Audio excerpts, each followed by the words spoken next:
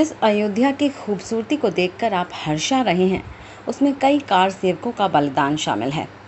28 साल में कैसे बदली अयोध्या, आइए आपको बताते हैं।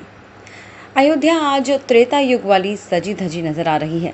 सब कुछ आसानी से नहीं हुआ, न ही कानून ने न्याय किया। हजारों कार सेवकों के बलिदान के बाद कानून ने न्याय करने की हामी भरी। बीते 28 सालों में अयोध्या ही नहीं, देश भर ने बड़े बदलावों, संघर्षों को देखा है। अयोध्या में राम मंदिर निर्माण को लेकर 1992 के बाद भी लोगों ने प्रयास किए, लेकिन 2002 में हुए गोधरा कांड ने लोगों को दहला दिया। करीब 18 साल पहले 27 फरवरी 2002 को गुजरात के गोधरा में 59 लोगों को चलती ट्रेन में आग के हवाले कर दिया गया। बोगी में सवार सभी लोग कार सेवक थे जो अयोध्या से लौट रहे थे। 27 फरवरी की सुबह जैसे ही Sabarmati express Godhra railway station के पास पहुंची, उसके एक कोच से आग की लपटें उठने लगी और धुएं का गुबार निकलने लगा। सभी 59 कार सेवकों की मौत हो गई। 6 दिसंबर 1992 को कार सेवक उग्र हुए और जय श्री राम का उद्घोष करते हुए मस्जिद पर चढ़ गए। इसके बाद बाबरी मस्जिद विध्वंस हुआ। 16 दिसंबर 1992 की तारीख को मस्जिद में हुई तोड़फोड़ की जांच के लिए लिब्राहन आयोग का गठन किया गया। जज MS लिब्राहन के नेतृत्व में पूरे मामले की जांच शुरू की गई।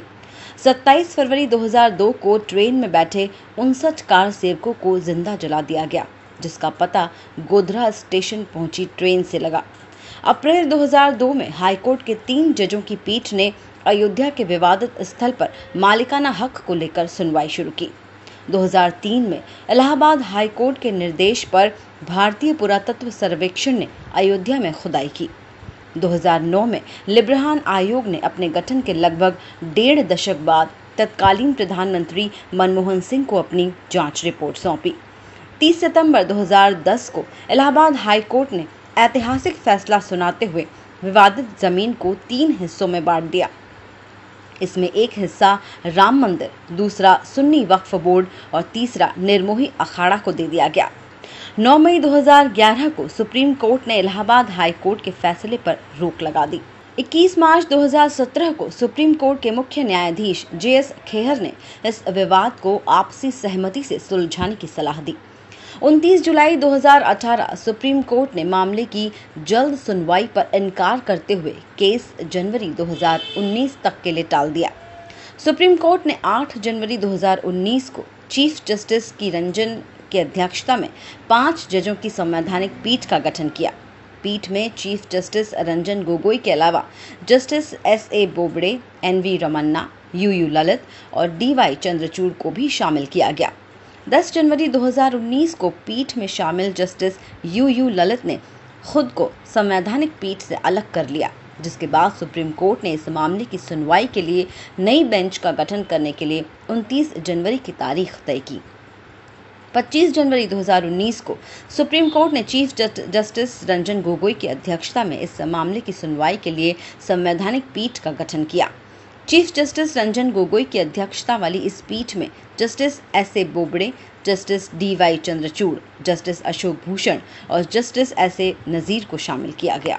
6 अगस्त 2019 से 16 अक्टूबर 2019 तक 40 दिनों तक इस केस की रोजाना सुनवाई हुई। 9 नवंबर 2019 को सुप्रीम कोर्ट का फैसला 2.77 एकड़ जमीन पर राम मंदिर की भूमि निर्माण और मस्जिद को 5 एकड़ जमीन देने का सुझाव दिया गया।